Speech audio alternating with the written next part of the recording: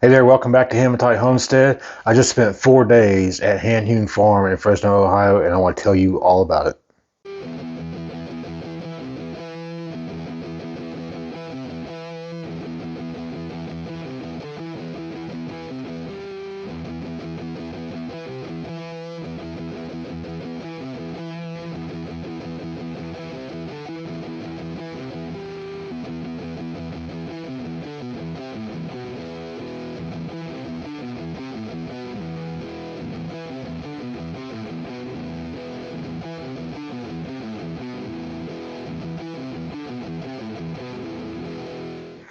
Okay, 4 days, Hand Hewn Farm, Fresno, Ohio, whole hog, nose to tail workshop.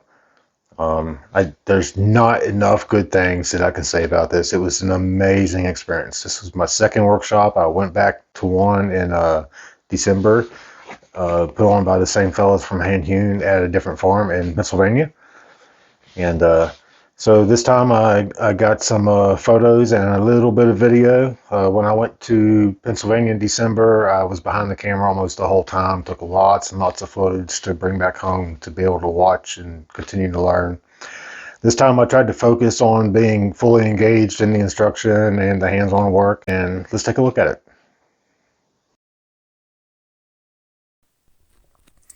All right, so we're starting off here by some scenery. This is looking away from the Hand Hewn Farm out in the Ohio Valley. And coming up next is this is the Hand Hewn Farm. You see down there, hidden behind the tree, you can see the rooftop of the butcher shop. And now coming up here, I took this picture because I was never been this close to silos before in my life. We don't really have silos around anywhere near Hematite Homestead, so I just thought this was cool. And then old tractor in the barn, and I thought that was pretty cool too. I'm a kind of a junkie for machinery. All right, so let's take a look inside the Hand Hewn butcher shop. And back here you see prosciuttos hung up in the ceiling, and obviously know your pig, right? And so these are the tools of the trade, and a little drying chamber, hand built by the fellas at Hand Hewn Farm. And then these guys just have vast amounts of resources and knowledge. And here's some of that: books on charcuterie, butchery, cooking. And then coming up here is for the hog killing. That is the Wendell Berry story of harvesting hogs in 1979, and the poem that pays homage to the hogs that we were getting ready to process.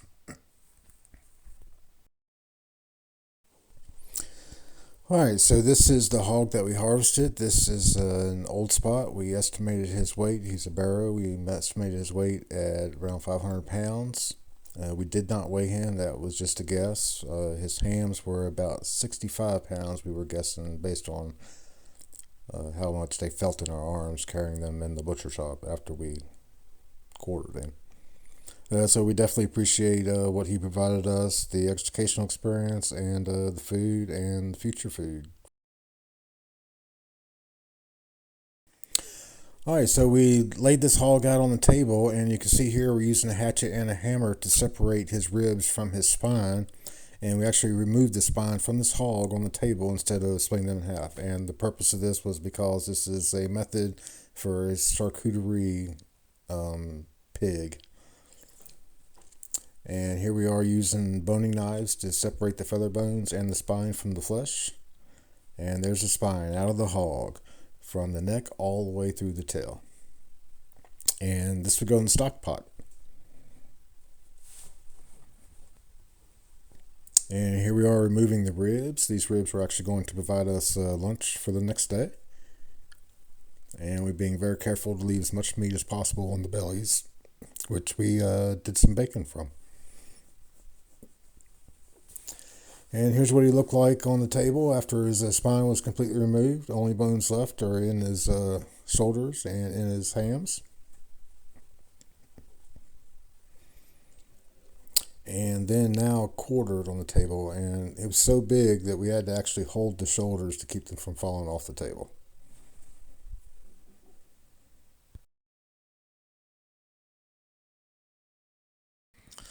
All right, so back in the butcher shop, now we have the shoulder laid up on the table, and the first thing to do is to remove the copper muscle, which is the muscle all the way at the top there. And in the next photo, you'll see that gone. And there it is. You see the shoulder there. You see the fat layer underneath where the copa was, and you can kind of see the copa there on the left. And I'll have a shot of exactly what that looked like come up here momentarily.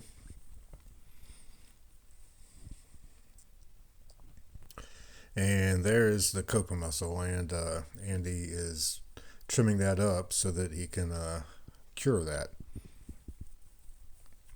And this is definitely one of the cuts that we will be wanting to do from our kunis. And here's what the finished product of that will look like. This still needs to dry. This is not the one we were working on. This one that they had prepared already and cured and ready to be hung up. All right, so let's slow this video down so I can talk about it for a minute. What he's doing here is removing the meat from the sinew. We took the rest of the shoulder and basically just layered the meat off of it, separated it from the sinew so that we could have good sinew-free meat to make salami. And so we'll be removing the meat and the fat from the sinew, and sinew goes into the stock pot.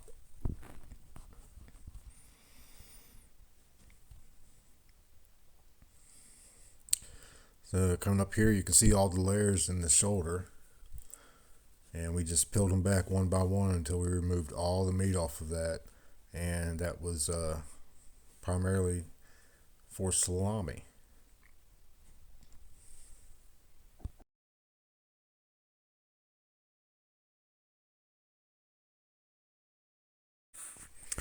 So here's what the top view of that shoulder looked like after we removed all of the meat, all of the sinew. It's nothing but fat and skin left.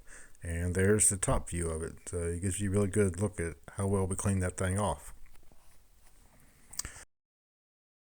So this all went for salami, and this is a piece of salami that Doug and Andy let the class try out. And then we were allowed to choose the flavor for the next one. So we chose their basic recipe is black peppercorns, pink peppercorns, nutmeg, cure, and I think that was garlic powder. And we added orange zest and I think Aleppo peppers. So this is weighing out the fat, and it all goes into the blade chopper. Well, I think it's called a bowl chopper actually. And that's what that looks like. And we didn't put it all in at once. We put it in a little bit at a time. I just got pictures of it. It looks like it's all in there, but it's because we'd already added it. And there's a little shot of Andy running that through the chopper. So this is just the beginning of the process. And then all this gets put in a tub with the rest of the ingredients and gets lightly mixed with just the fingertips.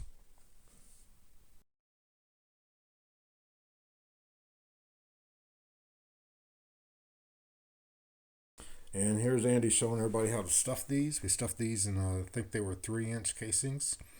And it looks like it's going really fast here, but I sped this video up. It was actually took a while.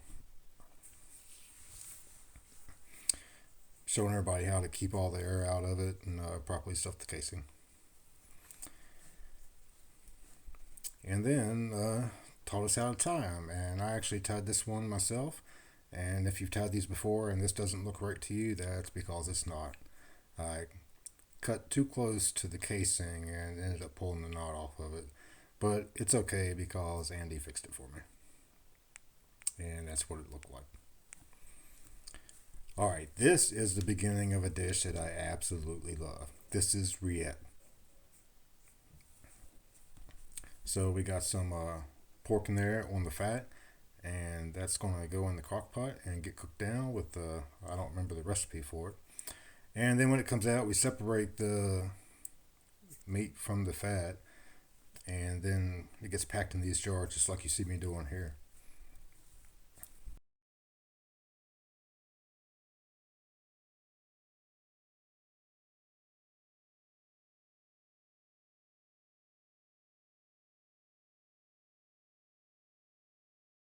All right, so that's what it looks like packed in all the jars. So We shredded the meat off of the fat and then back to the jars. And you see here, Andy is taking the clear fat off the top of the liquid that was in it and pouring it right on top.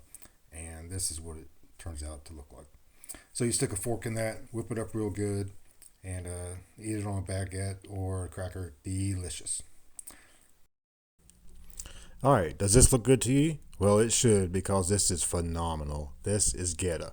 So in the bowl is shredded meat off the head of the pig and some skin. And then you see in the tub there some herbs and spices and some bay leaves.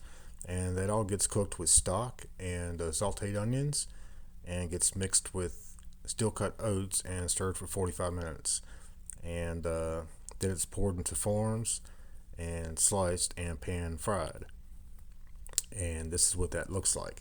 It's right there on the right of the egg, and I would rather have this than a side of sausage any day of the week. Stuff is just totally delicious, and it can also be served sweet. And here it is with a little bit of maple syrup on it.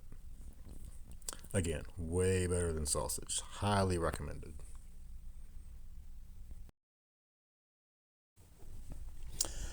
Okay, and here is the jamon prosciutto, and it's a Spanish prosciutto, and it is just phenomenal.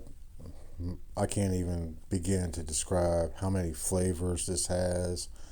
It's just incredible.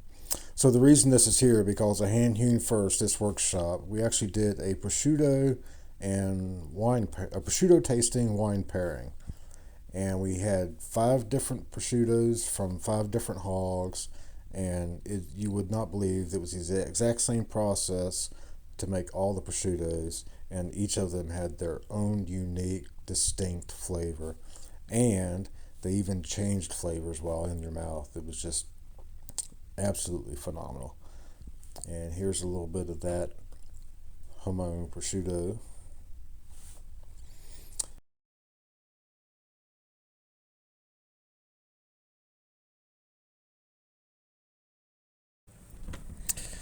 And this is culatello, and this comes from the ham of the hog. I want to say that this was the outside part of it. I don't remember exactly where this cut came from. And yeah, so that's that. Here is the end game for the week, and this is the charcuterie board. You see the liverwurst up there on top, and that is one of my favorite dishes. I could sit down and eat all of that. This is capcolos on the top here, mixed in with some salamis towards the bottom. And there to your left, we're starting to get into the lonzas, which are cured loins. And there's a filetto there, about where his hands just were, along with some other salami. And then rounded up with the culatello there on the very end. Okay, so that was my 4 days at Hand Hewn Farm in Fresno, Ohio. And that, let me tell you, that just barely scratched the surface. Like I said at the beginning of the video, I tried to stay away from my camera and be fully engaged in the instruction and learning. And the stuff that I had for you here today just barely scratched the surface. We did so much stuff. And definitely, if you're interested in whole hog processing and offal and curing and charcuterie, definitely check out www.handhewnfarm.com. I get on their website once a week at least and look for new workshops and lots of cool information on there, recipes, and it's highly recommended. Highly recommend the workshop, highly recommend those folks, and highly recommend their website. So I had a lot of pictures of food that we ate while we were there. It was all farm to table, all fresh, most of it right off the hog that we harvested. And it made my video way too long, so I'd say I'm going to follow up with another video for all the food that we ate over the 4 days at Hand Hewn, so be watching out for that.